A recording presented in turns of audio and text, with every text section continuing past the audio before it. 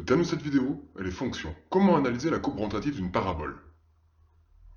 Pour commencer, j'aimerais bien que tu me traces une parabole dans un repère. Ok, donc si je trace un repère, d'abord je vais tracer l'axe des axes, les x, puis l'axe des ordonnées, les y et ma parabole. Ah non, ça peut pas être comme ça, une parabole n'a pas le droit de revenir sur elle-même, elle revient sur elle-même. Ok, si je la mets comme ça. Ça c'est bon. Maintenant, je pourrais faire un tableau de signes. Ok. Je passe le tableau, je vais me mettre là où il y a les zéros, c'est là où ça coupe l'axe des abscisses, voilà. Avant le premier zéro, elle est au-dessus de l'axe des abscisses, donc elle est positive. Après, elle est en dessous, donc elle est négative. Puis après, elle est au-dessus, elle est positive. Exactement, c'est ça. Est-ce que tu pourras en trouver d'autres? Ah oui, si je mets dans l'autre sens.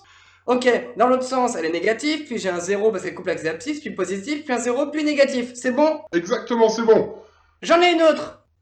Ah non, mais ça c'est pas possible parce qu'une parabole doit être infinie. Tu vois, si on la continue, on retombe sur le même cas de figure que tout à l'heure. Ah, si je descends alors? Si tu descends exactement, c'est bon. Tu as un négatif, puis 0, puis négatif. Recommence, dans l'autre sens, positif, 0 et positif, très bien. Ah, si je la remonte encore, elle touche plus du coup, et là c'est bon. Exactement, c'est bon. Et là, elle est que positif. Et si je la mets que en dessous, du coup elle va être que négatif. Exactement, tu as tout compris, c'est très bien. Tu as trouvé les 6 tableaux que l'on cherchait.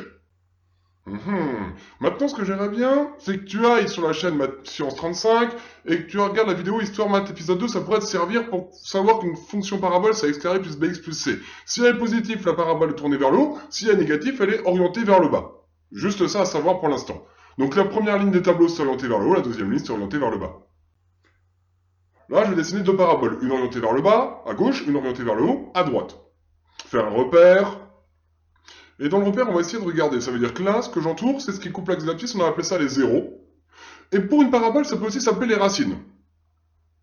Donc, pour le premier cas de figure, on n'a pas de racine. On voit bien, il n'y a pas de zéro de dessiné dans les tableaux. Le deuxième, il y a un zéro, donc une racine. Et dans le troisième, il y a deux zéros, donc deux racines. Il y a un indicateur, en fait, pour trouver le nombre de racines. Ça s'appelle le discriminant. C'est un triangle, c'est delta. Le triangle s'appelle delta. S'il n'y a pas de racine, on dira que delta est négatif. S'il y a une racine, delta est nul, ça veut dire qu'il est égal à 0. Et s'il y a deux racines, delta est positif, ça veut dire supérieur à 0. Est-ce que c'est bon? Oui. Alors maintenant, il te reste les sommets. Les sommets sont les endroits où ça change de variation. Soit le maximum dans le cas à gauche, soit le minimum dans le cas à droite.